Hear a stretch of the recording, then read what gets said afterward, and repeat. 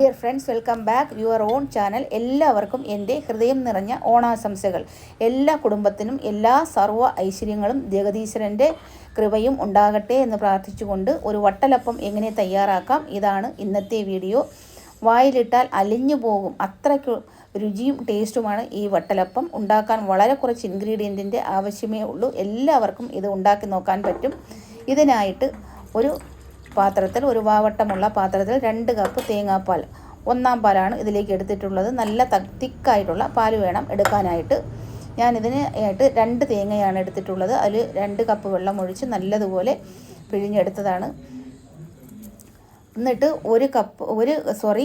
ഒരു കരിപ്പട്ടി ഇത് നല്ലതുപോലെ ഗ്രേറ്റ് ചെയ്ത് ഇതിലേക്ക് ഇട്ട് കൊടുക്കാം. പനഞ്ചക്കരയെന്ന് എഴുതി വരുന്നുണ്ട്. കരിപ്പട്ടി അത് കാണിക്കാൻ പറ്റിയില്ല.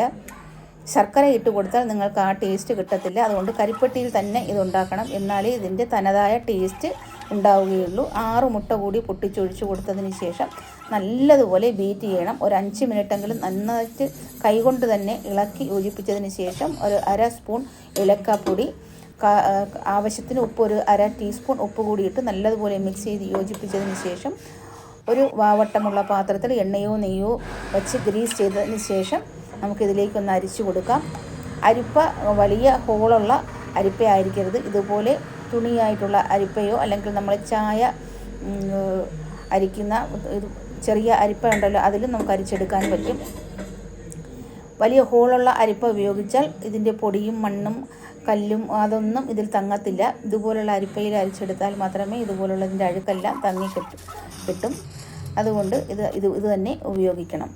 ഒരു പാത്രത്തിൽ വച്ച് അലൂമിനിയം ഫോയിലോ വാഴയിലയോ വെച്ച് നല്ലതുപോലെ കെട്ടിയതിന് ശേഷം വലിയ വാവട്ടമുള്ള പാത്രത്തിൽ വെള്ളമൊഴിച്ച് ഒരു സ്റ്റാൻഡ് ഇറക്കി വെച്ച് ഇതുപോലെ ഒരു 1/2 മണിക്കൂർ ലോ മീഡിയം ഫ്ലെയിമിൽ 1/2 മണിക്കൂർ വയ്ക്കണം. 1/2 മണിക്കൂർ കഴിഞ്ഞതിന് ശേഷം അറ്റ്ലീസ്റ്റ് വീണ്ടും ഒരു 15 മിനിറ്റ് ലോ ഫ്ലെയിമിൽ വെച്ചതിന് ശേഷം നമുക്ക് ഇറക്കാൻ പറ്റും.